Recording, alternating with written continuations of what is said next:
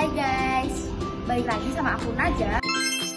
Hari ini aku mau survei tentang gimana sih pengetahuan anak-anak kampus tentang SPT. Yuk ikut aku. Nah, ada orang nih guys, yuk kita tanya-tanya. Hai kak, boleh aku tanya-tanya dikit nggak? Oke boleh. Dengan kak siapa?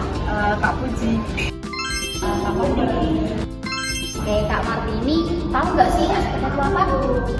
SPT itu kayak laporan pajak yang dilaporkan oleh pengusaha atau karyawan. Nah, SPT itu kan singkat dari surat pemberitahuan. Surat yang digunakan oleh wajib pajak untuk melaporkan perhitungan dan penghasilan pajak, objek pajak dan bukan pajak, harta dan kewajiban sesuai dengan tata perundang-undangan. Nah, SPT ini ada dua, ada SPT masa itu yang dilaporkan setiap berakhirnya suatu masa pajak, dan ada SPT tahunan di mana ini tuh dilaporkan setiap berakhirnya suatu tahun pajak atau bagian pajak. Tahu nggak sih kak, SPT itu masa pelaporan terakhirnya kapan?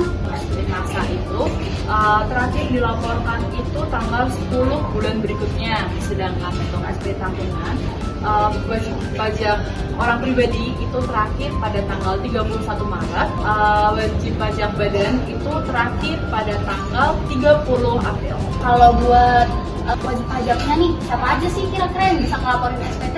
Mungkin orang-orang yang sudah memiliki penghasilan yang usaha atau karyawan. Untuk SPT itu diwajibkan untuk dilaporkan untuk setiap orang yang memiliki NPWP, jadi baik itu pengusaha, pekerja lepas, ataupun pegawai itu wajib melaporkan SPT.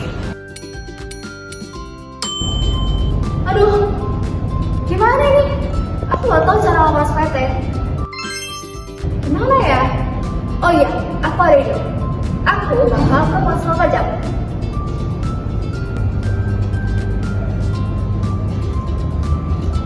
Selamat siang Bu, apakah ada yang bisa saya bantu? Saya mau lapor SPT, tapi saya nggak tahu gimana cara lapor SPT.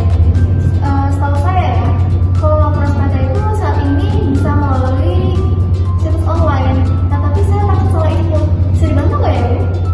Tenang saja Bu, sebenarnya melaporkan SPT itu tidak sesuai yang dibayangkan loh. Sebelumnya saya mau kasih tahu dulu bahwa formulir SPT itu ada 3 macam. SPT 1770, 1770S, dan 1770SS.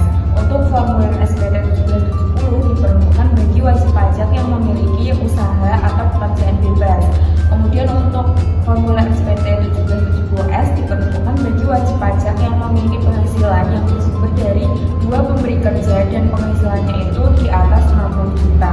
Dan untuk formulir SPT 1770SS diperuntukkan bagi wajib pajak yang memiliki penghasilan bersumber dari 1 pemberi kerja dan penghasilannya di bawah 60 juta. Nah, sebelumnya Ibu memiliki penghasilan dari mana saja ya?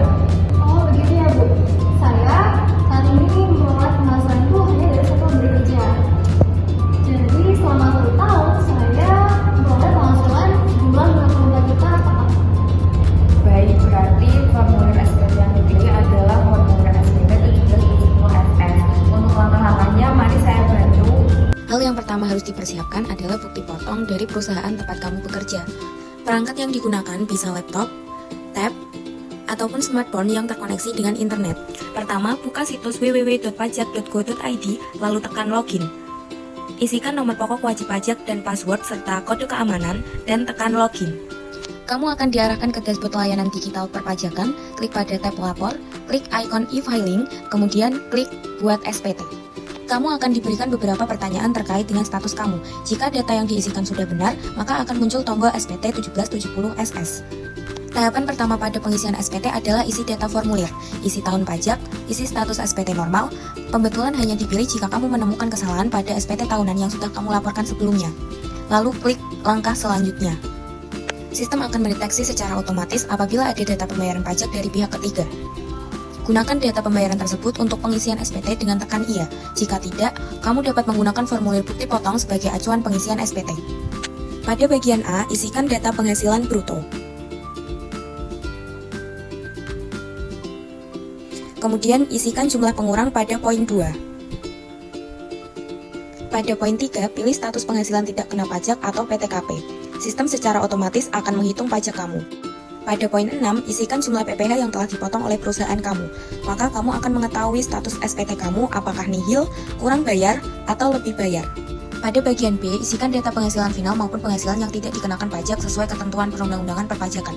Jika pemberi kerja memberikan bukti potong final, maka isikan nominal penghasilan pada poin B8, dan isikan pajak penghasilan final yang telah dipotong pada poin B9. Atas penghasilan yang tidak dikenakan pajak, isikan pada poin B10. Selanjutnya pada bagian C, isikan nominal harta dan utang.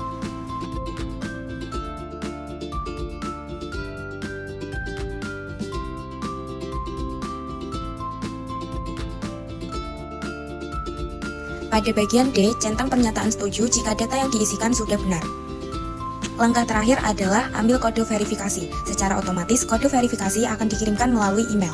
Salin kode tersebut pada kolom yang disediakan, klik kirim SPT, maka SPT kamu akan terekam pada sistem DJP.